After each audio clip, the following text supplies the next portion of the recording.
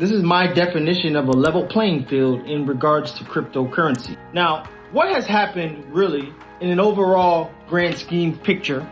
They leveled the playing field of the finance world as investors. Things that you couldn't normally do, like private investing in a numerous of opportunities that will normally be closed off to a select group, has now opened. You're now able to invest openly, globally, and a lot of that is because of blockchain and crypto technology, cryptocurrency. And that has afforded us to be able to tap in and own different assets that we would never normally have access to. And because of that, we're now able to earn money, to earn return on investments, to earn digital rewards, to just change our lives by being early. This is like investing in the internet before we knew what the internet was. We're now investing in the third layer of that. This is this moment right now. The same very thing in the same moment that they tell you to run from it, you should be running towards. If they say go right, you go left. So why are you running from crypto? They leveled the playing field for you to attain